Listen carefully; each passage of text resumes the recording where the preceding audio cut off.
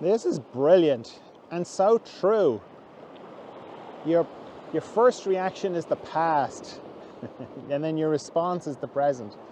Because we'd all like to respond well, but we don't. We react. We say the wrong thing. We say the stupid thing. We say the cruel thing. We say the unconscious thing, and that's fine.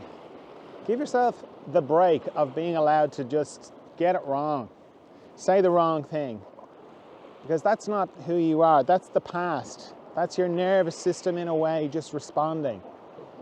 Be kind enough to just give yourself that and go, and get used to saying sorry.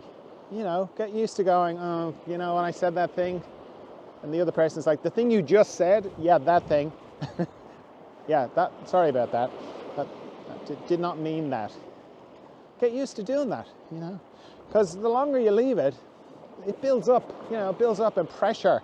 And then it's like, oh God, now I've got to apologize, and I've got to ring them and say, you remember that thing I said? I'm sorry about that, And don't do it for them. You're not like begging for apology. What you're doing is you're calling it out to yourself. You're hearing yourself saying it.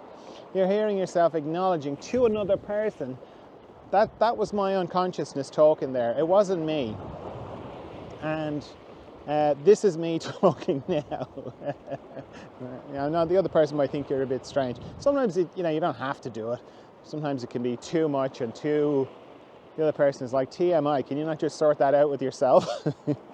But I would default towards being used to apologizing, because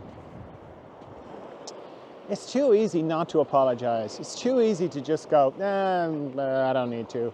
They're not going to worry. Hear yourself say it. It's very good to hear yourself say it, because you're talking about your unconscious, and you're saying, yeah, that was cruel, or that wasn't really a good representation of me. That was just a reaction.